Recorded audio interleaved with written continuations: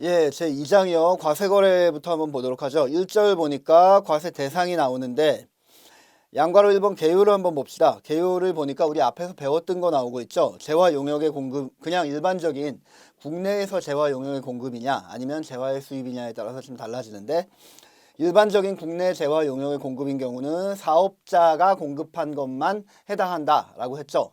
여기서 사업자의 정의가 몇 개 있었죠. 뭐죠?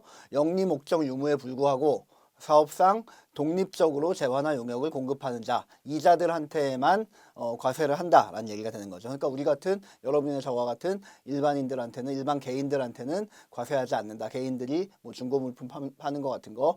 반면에 재화의 수입 같은 경우는 어떻게 된다 그랬죠? 재화의 수입 같은 경우는 사업자인지 여부를 불문하고 여러분들이나 저와 같은 개인들이 재화를 외국에서 수입해 올 때 저 공항에서 우리를 딱 잡은 다음에 우리가 갖고 있는 물건에 대해서 저 세관장이 수입세금 계산서를 발행하면서 과세를 한다 그랬죠. 그 밑에 있는 얘기가 그 얘기고요. 용역 같은 경우는 용역의 수입 같은 경우는 그 성질상 포착하기 힘들기 때문에 과세에서 제외하고 있다라는 것도 앞에서 설명을 드렸고요. 2번 과세 대상 거래 여부 판단. 부가세는 대가 관계가 있는 재화 용역의 공급에 대해서만 과세를 한다. 대가 관계가 있는 거에 대해서만 과세를 합니다.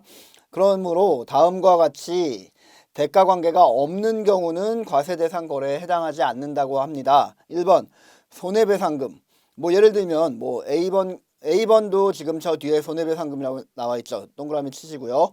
B번도 저 뒤에 지체상금이라고 나와 있는 거 동그라미 치시고요. C번은 첫 번째 줄 저 뒤쪽에 위약금 동그라미, 그리고 그 다음 줄 손해배상금 동그라미, D번에는 저 맨 끝에 있는 변상금 동그라미. 손해배상금, 지체상금, 위약금 이런 것들은 대가 관계가 없다는 얘기죠. 내가 예를 들어서 길 가다가 누가 나한테 시비를 걸어서 나를 한 대 때렸어요. 그럼 가만히 있으면 안 되겠죠. 나도 때리면 안 되죠. 그 맞았으면 경찰에 신고를 해야 되겠죠. 그래서 경찰에 신고해서 이 사람이 나한테 미안하다고 손해배상금을 나한테 줬습니다. 뭐 경찰에 신고하고, 그리고 내가 형사적으로 신고하는 것뿐만 아니라 민사적으로도 이 사람한테 내 치료비 플러스 정신적인 위자료 이거를 첨부해서 손해배상금을 민사적으로 청구할 수 있죠. 그래서 내가 소송에서 이겼다고 생각을 해봅시다. 그럼 이 사람이 나한테 뭐 돈 500만 원을 손해배상금으로 준다. 그러면 이거는 대가 관계가 있습니까? 대가 관계가 뭐가 있습니까? 나는 그냥 위자료나 손해배상금으로 받은 거지 이거에 대한 대가가 없지 않습니까? 이 사람이 나한테 주먹을 준 거에 대한 대가로 내가 뭐 그 돈이 오간 거 뭐 이런 건 아니지 않습니까? 그러니까 이런 거는 대가 관계가 없기 때문에 과세 대상 거래가 아니다. 그 다음에 뭐 감모 손실 같은 경우도 마찬가지죠. 이거 우리 회계학에서 많이 배우죠. 뭐 재고자산이 평가 손실하고 감모 손실 돼가지고 재고자산의 가치가 없어지는 거, 진부화 같은 거 되는 경우를 말하는 거죠. 이런 경우도 뭐 대가 관계가 있는 게 아니라 그냥 자연적으로 가치가 감소하는 부분이 되는 거죠.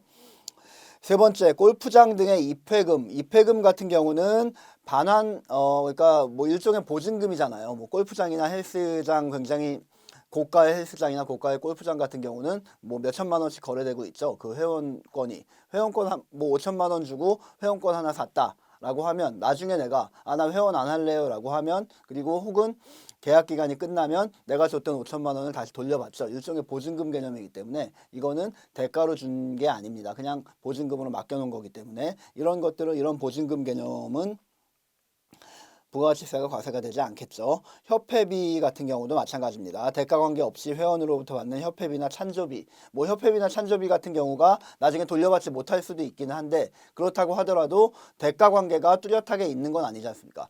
뭐 거기에 그 협회에 내가 가입해가지고 뭐 월 5만 원씩 낸다고 해도, 그렇다고 해도 협회가 나한테 뚜렷하게 그거에 대한 대가로 5만 원에 대한 대가로 5만 원 상당의 뭐 예를 들어서 뭐 무슨 상품을 준다거나 뭐 이런 건 아니지 않습니까? 그냥 활동하는 무형의 대가를 지급하는 거기 때문에 협회비나 찬조금 같은 경우도 과세 대상 거래가 아니고요.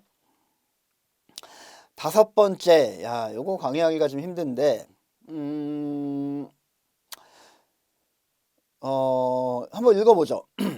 선주가 하역회사로부터 받는 채선료 및 화주가 선주로부터 받는 조출료, 이런 것들은 뭡니까? 이런 것들은 그 과세 대상이 아니다라고 하고 있네요. 하역회사가 선주로부터 받는 조출료 및 선주가 화주로부터 받는 채선료는 과세 대상이다.